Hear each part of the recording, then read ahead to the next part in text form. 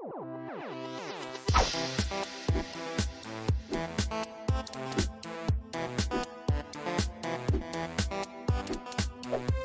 everybody, welcome to another Quicksave review with me, RC. A Quicksave review is basically a Let's Play mixed with a review for a game I'm currently playing, and I'm currently playing Prehistoric Dude on the Switch. Now, Prehistoric Dude is this guy right here, this Prehistoric Dude. This is another budget title on the Switch. This is $5, and you play as this guy trying to get his lunch back. I guess it was stolen by a dinosaur or something, which... it's one of the things I really like about this game. I love the lightheartedness of it. You play as a caveman who's trying to get his lunch back. He could do things like throw an axe at a bee, like that. He could use his club. And now, actually, just having beat the first boss, I can actually push rocks. How cool is that? So, there's some things about this game I really like, and there's some things about this game I really do not like. For a $5 game, what you're getting here is a Metroidvania, believe it or not. This is a Metroidvania, which means you are getting upgrades and abilities, and then using those upgrades and abilities to do other things in the game. Would you believe, as a caveman, they gave you the ability to throw those axes that I just showed you him throwing before they gave him the ability to swing a club? That seems really backwards to me. So one of the things I really don't like about this game is the lack of a map. Now, maybe this is just me. I don't know how you guys feel, but like, Metroidvania 101, like, your number one thing you do in a Metroidvania game is you make a map. There's no map. Like, who makes a Metroidvania without a map? Like, I guess this is more of a throwback game because of that. So since it doesn't have a map, it feels much more like an NES game, like you're playing like an old Castlevania 2 or something like that. But to me, I'm like, guys, it's 2020. Like, you're making a game that has a lot of different ways you can go. You need to put a map in. Like, that is a huge problem. So far, I've had an okay time being able to find out. I wonder if this lava will hurt me if I try to. Let's test it out. It won't hurt me. Okay, good. That really looks like it'll hurt you if you jump into it. There's a chest. No, but if you fall into the lava, it's automatic death, and you lose all your fruit, which is a problem. Oh yeah, no map. Like, come on, guys. What's with the no map thing? Oh, that is gonna stick in my craw. So yeah, I haven't had a hard time like finding my way around, but like, you know, I've been finding my way around old games for a long time. And it has not been too big of an issue for me, but I could see other people playing this game and just being like, where in the hell am I supposed to go? Because I felt like that for a good 5 minutes when I started this game. And now we have all these arrows pointing all these different ways to go, but I really don't know where I'm supposed to go. So here's another thing that really irritates me here. The fruit that you collect is a random thing that pops out of these bushes. So these little bushes that you can run by, I'm trying to get one to pop out here. Doesn't seem, there we go. I just picked up that strawberry right there. So basically the way to pick up fruit that you need to unlock, say, that door right there, you need 100 pieces of fruit to get in there and get another piece of stamina that you could put in the top left there. You have to sort of just like grind out getting the fruit. So you jump around to where these leaves are at. There's another one there. There's a +3 pair, and then you just got to keep doing that. Because that's how you get it. You don't get it for destroying enemies or finding secrets or, you know, finding a treasure chest in an alcove and getting it that way. No. You gotta get it randomly through these bushes. Why? If it's a currency to buy stuff or get through a door, why is it like a random grind item? It wouldn't be... okay, so here's the thing though. It wouldn't be a problem, in my eyes, if this didn't happen, which is, boom, I die. I had 27 pieces of fruit, I now have 14. So you lose like half your fruit when you die. Like, that is just frustration land right there. Okay? Alright, so... okay, we're kind of back out. The campfire hurts me? Really? So any kind of fire or lava, I thought there was a campfire I could just like run by. I am now down to 11 fruit, having just picked up a pear that was worth 3. This fruit does not pick up as often as it has been just now. Like, it feels like I've been picking up a lot of them just now, like running into this screen, but like, it does not usually appear that quickly.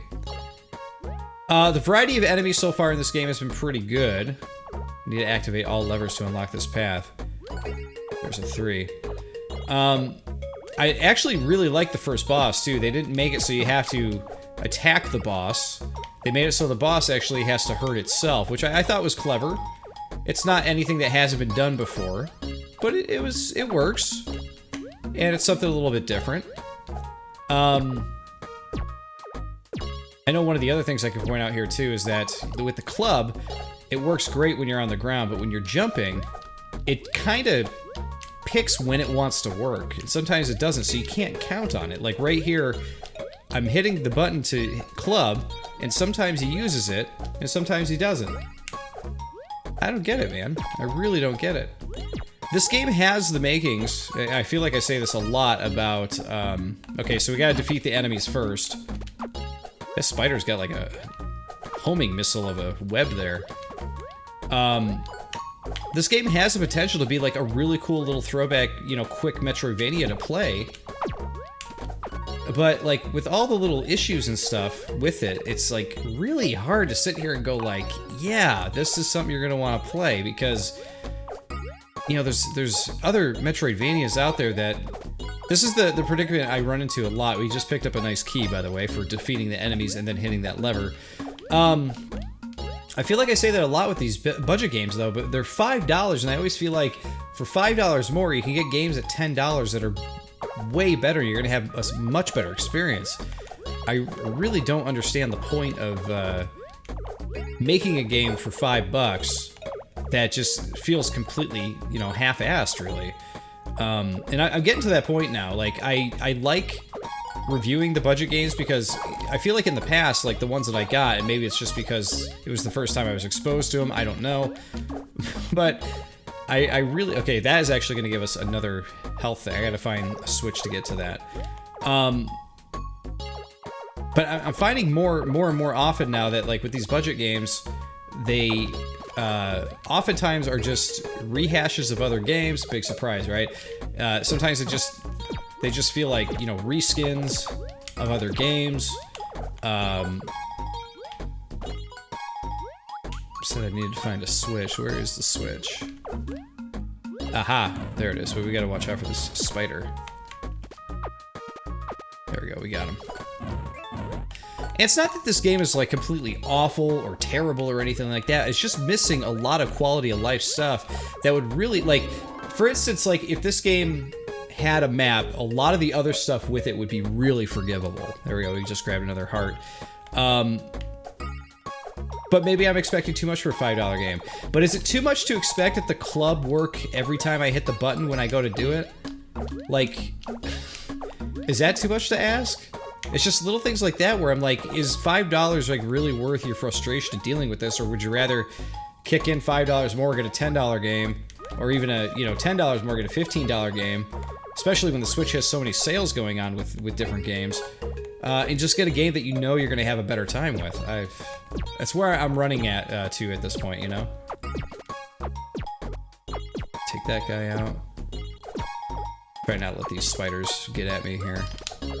But yeah, I don't want to completely dog this game. I like the art style. I love the silly narrative. That is probably my favorite thing about the game, honestly, is that you're in prehistoric times, and you know the story is that, you know, your lunch was taken by a dinosaur. I love that. I think it's so silly and great, and I wish more games were silly and great like that, as far as the narrative goes. Oh jeez, these spiders I do not like. I do not like them, Sam. I am. Luckily, I got that heart piece. They were like, hey, we're gonna have to give the player more health here, because if we don't, they're gonna be swearing up and down to get through this part. Because of all these stupid spiders. Oh my god, this part never ends! I think I have proved that I can destroy the spiders and get through by now. Come on. There we go. But yeah, I am normally like a gigantic platforming fan, and I love even like cheap, you know, budgety platformers.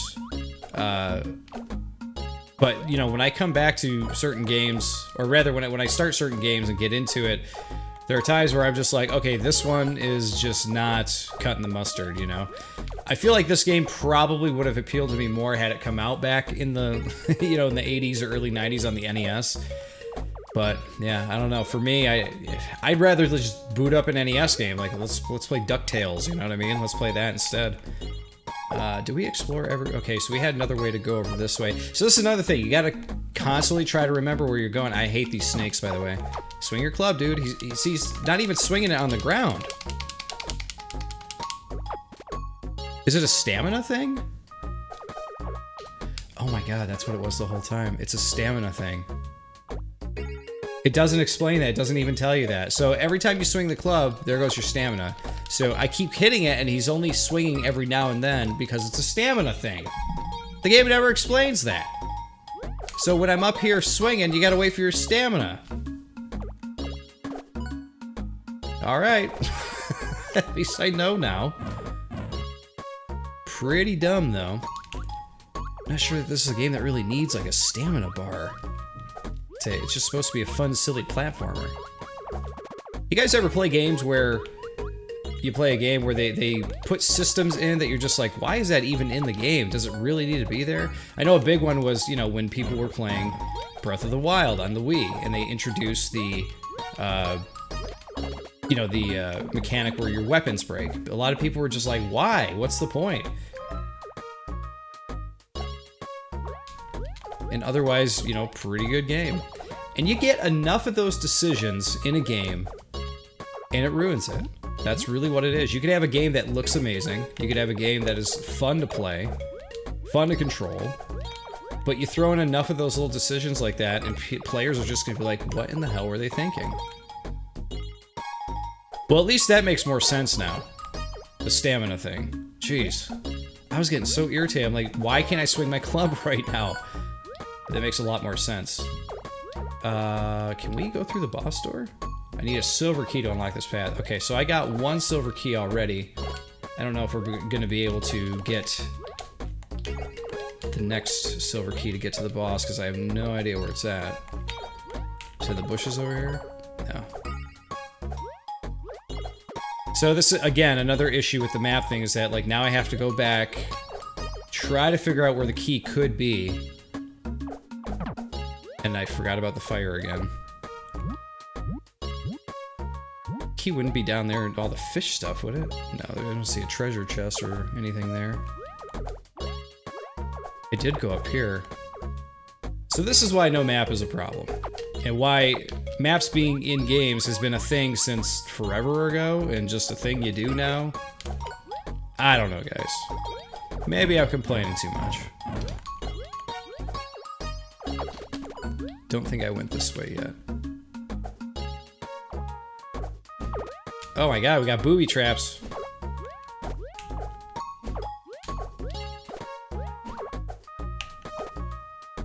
So yeah, the game goes and goes this way. You keep searching for abilities and health upgrades and stuff like that until you can finally get your...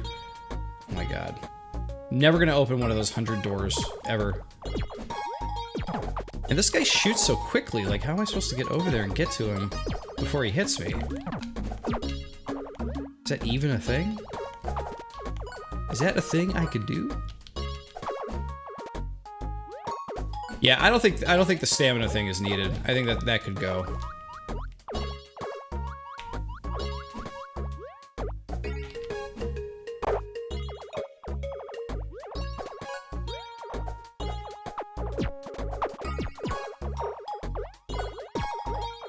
But you know, guys, I don't hate all budget games. There was actually one that came out just last month, I think it was.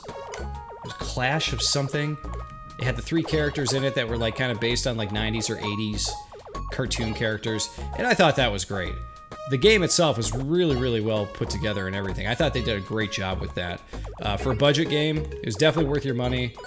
It might be a little short, just like all these budget games are, but it's cool. and they did a great job putting it together. It's fun to play. It's like Contra Light, and I definitely recommend checking that one out. This one I'm kind of iffy on. Like, I don't think it's awful, but it's just like enough things add up for me that I'm just kind of like, you know, it's not really that fun to play. I just feel like I'm kind of randomly jumping around trying to figure out where I'm going. And everybody likes to be lost in games, right? I don't know how I'm supposed to get over to that other stamina drink that's kind of sitting there. I'm gonna have to figure that out later, I guess.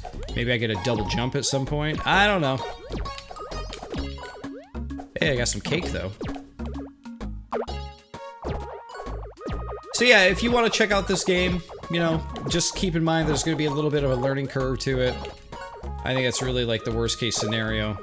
I don't think you're gonna have an awful time or anything of that nature. But just keep in mind that it doesn't have, you know, some of the things you might come to expect from a Metroidvania in this day and age. I got the next key, so that's cool. You know, another thing I wanted to mention too is that the enemy AI is real dumb. It's real dumb. I see enemies kill themselves all the time. It's like there's that bee that I killed like way back when. A lot of those bees will just like randomly fly around, and they'll just run into spikes and other obstacles and kill themselves. So it's like, okay. Maybe it is more like an NES game than I thought. Alright, was the boss door over here? Oh crap, no, I think it was above us. God, trying to remember this crap is tough. At least you can't lose the key. If you can lose the key that you were carrying, when you're trying to like get to where you're going, I feel like I'd be a lot more angry at this game. There's a lot of these little alcoves that are like kind of useless too. I guess they're just here because you can run through the bushes and find stuff, but why not just like, instead of putting bushes there with random things, why doesn't the game have its own collectibles? Like, you know, why doesn't it have his own collectible currency and, you know, that you actually get from somewhere? I don't know. Weird decision to put the collecting all based on running through bushes. Don't hit that campfire. We're gonna get to this boss, damn it. I want you guys to see what the boss looks like, because I don't even know what it looks like. Let's get in there. Super Saurus. Oh, jeez. Well, I'll do what I can here. Alright, so we got him. Ugh. We did not get him there.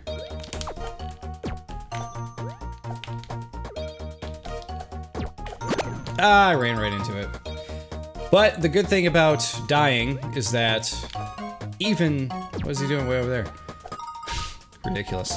See, this is a fun, ridiculous boss fight. I love that he just sticks his head all around in these weird places. Can I hit his body? Ah! Oh no, if I hit his body... Okay, so that's kind of what I thought. So if he's over there, I can't do anything. The boss battles in this game may be the highlight of the game, to be honest. Because otherwise, I'm not so sure. It's not even so much that the boss battles are tough or anything like that. They're just super silly. I guess the real question is like, why are all these dinosaurs protecting the main dinosaur who stole his lunch? The dude definitely does not abide by that. Alright, one more head. One more head. Bring your dino head over here. Oh, now he doesn't want to come over here. There we go. Whoa, his whole body just flies out. What do we get? You found the winged boots. Press B while in air. Okay, so... Okay, so there's our double jump. So now we can go back and get that stamina thing if we want. Which is cool. But we're gonna leave it there, guys. You saw a boss, you saw part of the second level there. Again, I know I spent a good portion of this video ragging on the game. I don't think it's awful, but I also don't necessarily think it's worth the $5. Like, I think it's just okay. I feel like this is a game they really could have expanded and made like a fun, like even if they wanted to charge $8 for it and give it a map and give it a few other things, take out the stamina thing. That's not necessary. You know, maybe actually come up with like a currency system that you have to earn as opposed to like just running through bushes and randomly getting fruit, which is just like really dumb. But other than that, you know, it's a fine little platformer. It controls all right. The bosses are the best part. I love how silly the bosses have been. I love the silly narrative and that kind of thing. But other than that, the game is just all right. So anyway, guys, that is my verdict on this one here. I just want to say thank you for watching, and of course, I'll see you all next time.